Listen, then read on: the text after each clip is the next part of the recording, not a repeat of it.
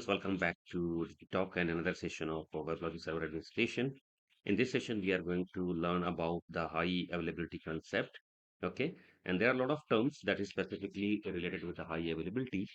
Okay, for example, availability, high availability, scalability, reliability, maintainability, failover, clustering, load balancing, DC and DR. Right, so these are the different terms that is used when we go for the designing of the architecture. Okay, this is not specific to WebLogic. Okay, with respect to any of the software or technology stack, if you are going to design a high availability architecture, okay, then you can understand all of this concept properly. What is the meaning of that? Okay, and what is the difference between all of them before designing the architecture? Okay, so even this is not specifically important for the person who is going to have a role of architect. Okay, this is specifically required for all of the engineers those are working as in support as well. Okay, so that you can contribute equally when there is this similar kind of activities are there. Okay, so it increase your weightage in the organization. So uh, what I'm doing is that I have already posted a few videos earlier on the WebLogic server architecture. Okay, but specifically in this video, I'm going to explain you all of this concept with a real life example so that you can relate it with the industry and then you can understand what exactly is the meaning of each and every term. Right. So let us begin with the concept. Okay. So we'll discuss each and every concept one by one. The availability, then high availability, DC and DR, clustering and load balancing, failover, scalability, maintainability, and then reliability and the implications. Okay, and that is with the real life example and in a very short video. It's not going to be a very long video. Okay, so let us take an example of the real life, that example of a printing press example. Okay. So for example, you are doing a business of printing, okay, and you have a printing press which you use for printing of the papers or brochures or some other papers. Okay. So if you have one printing press in your business, okay, then you can define it as a availability. That is available. But you can't say it is a highly available or you can't say it is a highly availability architecture. Why? Because if your printing press will get crash any day due to any reasons, okay, then your business is going to be impacted, right? Your orders will get delay, and then the new orders even you are getting, the client may not come to you because their machine is down, and they may feel that okay, they are going to have a delay in the printing of the paper. So overall, this is going to impact your business if you have a one machine is running and it is get impacted, right? So what we can do in that case, we can have another parallel machine. Okay, so that means we will have a two printing press machines, and that will we can say as a high availability, right? Because if my primary machine get crashed, then I will still have a secondary machine, so my business will not got impact, will not impact, right? So till my first machine is get recovered, I can have my second machine which can work for me, okay, and which is not going to impact my business. So this is called a high availability. Okay, so now this example of a printing press, but when we talk about the industry where we have a multiple hardwares, operating systems, softwares are running, okay, similarly to design a highly availability architecture, we will have to configure the multiple parallel systems, which include your multiple servers, multiple operating systems, multiple softwares. Okay, for example, if we talk about a WebLogic, then we have a clustering concept where you can have a multiple parallel WebLogic server instances running right on the multiple servers at a time that provide the high availability. Right. So this is a term that we can say as a high availability where we have a multiple parallel systems in place so that our business will not impact if any one of the server or if any one of the machine is impacted. Right. Now, suppose that you have two machines. If we're talking about the example of printing press, we have two printing press. Both are in the same building. Okay, you are running a business in a particular city where your shop is in a particular building. Then you have taken two machines and it is completely inside a same building, or it could be in a same room. Right. So now what will happen if that building get collapse anytime, or maybe if you are have a room where you have a two printing press in inside a room and that room get crashed due to any disaster, then what will happen? There is no meaning of the high availability. Even you have a two printing press, but both are inside the same building or inside the same room, and if there in case of any disaster, your complete business will get down. Irrespective of the failure of the your printing press machines, it was the failure of the infrastructure, right? Not your apparatus or the machines, right?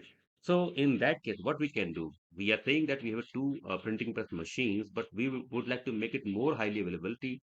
Like in case of any disaster in a particular shop or a building, I could have my business or I should have my business to be run, and it should not impact, right? So what you can do, so if you have a two printing press, so either you can have a two different building, one printing press in building A and second printing press in building B, or you can say you can have a two different rooms, at least to avoid the outages or disaster on which is specifically related with a particular room. You can have two printing press machines, and both machines should be in a different room. Okay, so that in case of any disaster in one of the room, you will should have your machine should be up and running in the second room. Similarly, if there is a disaster in one of the building, then you can have your machine which be up and running in the second building. Right. And now, similarly, it's completely your call. If you would like to have the secondary machine as up and running at the same time, or it can be standby. So what does it mean standby? If your primary machine is up and running, so we do all of the business on the primary machine, but secondary machine is also up and running, but it's not doing any work as of now. It is only a standby so that if my primary machine is impacted, then I should have to go to my secondary machine. So that is called a standby, right? And depend on the requirement, you can have both running in parallel. Okay. So similarly, when we talk about the DC and DR, data center and disaster recovery, so what happen in the industry is that your completely applications are running in a data center, which is specifically in a particular geographical location, okay, in a particular region. Okay, but to design it as a high availability, high available, so that to avoid the disaster in a particular region, okay, because there could be a lot of natural disasters that can destroy the complete a particular region, right, where you have the data center. So in that case, your business should not impact; it should run from a different location, which is called the disaster recovery. Okay, so similarly, as we talk about the example, we have two different buildings or two different rooms for the printing press. Similarly, we can have a two different regions, different regions. For example, my primary data center is in Canada and secondary DR will be in the Singapore. Okay, so that in case of a disaster in the region in Canada, I will have my business should be up and running from the DR location, which is in Singapore. Now we have a DC and DR. So if we compare it with the printing press example, so it completely depend on us if we would like DC and DR to be up and running at the same time. Okay, or we want only DR to switch to DR only in case of any problem with the in the primary data center, right? So that means if I have any problem with the primary printing press machine, then I will go to the secondary printing press machine. Okay, so that will be my standby. But apart from that, because I have done a huge investment on the second machine as well. Okay, and I may not want that to sit idle, right? So in that case, what I can do is I can have my both of the machines up and running at the same time, so that I can recover my the capital capex investment that I have done on the machine. Similarly, if you have a DC and DR, okay, and many customers want their DR not to be sit idle. They want the configuration at the in the same way, whatever you have in DC, and they want DC and DR to be up and running at the same time, and then some of the user requests will get catered from the DR because this DR is again a huge investment, right? In parallel with the DC. So it depends on the requirement of the clients. You can have either both of the printing press machine up and running at the same time, or you can define one as a primary and second as a standby. And similarly, you can have your DC and DR. Just we can use as a standby. You can use the DR as a standby, or you can configure the DR as well, just like your DC. Okay, and one of the requirement for that, why you want two regions to be up and running at the same time, is something like you have to eliminate some performance problem, and you would like to segregate the user based on the geographical locations. Okay, for example, if my first data center is in Canada, then all of the regions which is nearby to Canada will get served from the data center which is in the Canada. But if other regions which are nearby to Singapore, that region request will get served by the data center which is in Singapore. Okay, so this is one of the requirements where we some of the client want this DC and DR to be up and running at the same time.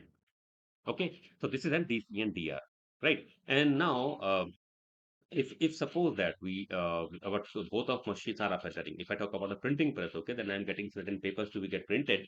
Okay, so if my two machines are up and running, so I need to distribute the load, okay, so that one of the machine will not get overloaded, right? So what we can do is suppose that we have to print four papers. The first will go to the printing press machine one, Second paper will to go to printing press 2 for printing. Third again will go to the first one, and fourth will again go to the fourth one. Right. So this is called the round robin fashion. Okay, the first was request is on first machine, second is on second machine, and then third again will come back to the first machine. So this is called a distribution of a load. Okay, which is also called the load balancing. Okay, and there are different techniques for the load balancing, again depend on the requirement.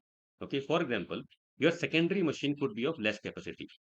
So when I'm designing a secondary option for my business, okay, so depend on my budget and the criticality of my applications. For if I take the example of printing press, okay, so if I am buying a second printing press just as a standby for the primary machine, so what I can buy a less capacity machine, okay, so that my business will get continued, it will not get impact.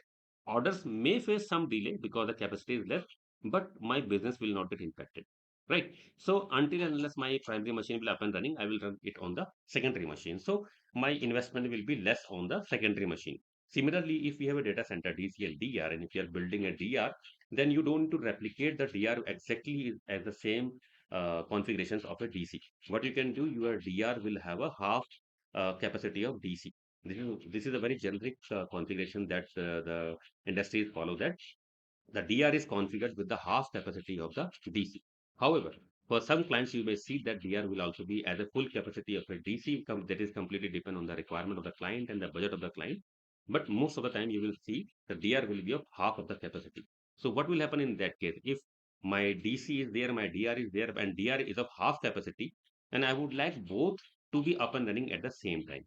Okay. So what will happen in that case? For example, my paper printing press 1, 2, and 3 need to be printed on the machine 1, which is of the high capacity, and the fourth paper I can print on the secondary machine, which is of the less capacity, right? Because that is of a less capacity, so I have to give a less load to that particular machine. So this is called a weight based load balancing. Okay, so now what we are doing is that we have a different servers which is in the DC and DR.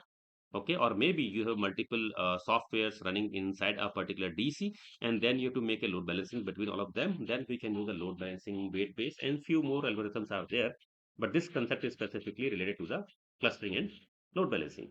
Right, now the failover.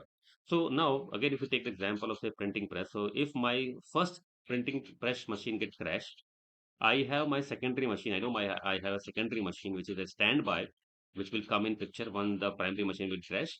Okay, so how you are going to define the mechanism so that as soon as your primary machine get crashed, you should fail over to the secondary machine as soon as possible. There shouldn't be any delay in between. Okay, so you may have a certain kind of a arrangement in your standby machine, so that you can just plug in one switch and it will automatically start the complete process of the printing machine. So the recovery time will be very less in that case. Right. So failover is called a switchover to your standby or to your different up and running environment in case of a failure with any of your primary machine. Right. Now, scalability is in the sense is how you are going to grow your business in the future. Okay. So now, so today you have business where you will, for example, you will take the example of same, if you have two printing press machines as of now. Okay. So in future, maybe your business is getting increased. So you need to increase the capacity of your business as well, right? That means you may need to buy one more or more than one printing press machines as well. Right. So how you can define the scalability? How this machine is going to be cater in your environment as soon as possible it is gets purchased, right? So for example, you have a room where you have two particular machines. Do you have a room to buy and then to plug in third printing press machine in the same room or maybe in the same building? Do you have sufficient space there? Do you have a sufficient electricity? And then do you have other wiring and other infrastructure in place for to attach your third machine in your environment? Okay, similarly, when we talk about the industry, okay, you may have a data center where you may have the 10 or 20 servers are up and running, but if your business get increased in the future, your user base get increased, you will need to scale your hardware systems or software systems, right? So you need the scalability of your system so that the applications that you have designed or the architecture that you have prepared, it should be scalable anytime. That means you can easily purchase few more hardware, you can easily purchase few more software, okay, and you can immediately deploy the application, and which should be up and running immediately or maybe within short period of time, to cater the demand of your business. So this is called the scalability, how you can scale your business. Okay. And now maintainability is about how you're going to maintain overall infrastructure that you have. What is the maintenance cost of that one? That is including the licensing cost of your software, hardware, and then day-to-day maintenance, the cost of your engineer, cost of your daily routine activities. Okay, how you are going to maintain it, how easy it to maintain, the way you have designed the architecture, the way you have designed your applications. Okay, whether it is a monolithic application, one big application, maybe you have designed the micro framework. Okay, so how you have designed your applications, your hardware, software, your architecture, so that maintenance of that should be easy. Okay, so that is called the maintainability. Okay, and last is the reliability. So how reliable is your solution? It completely depends. Like if I talk about a printing machine, then which company machine you have purchased? What is the life of that machine?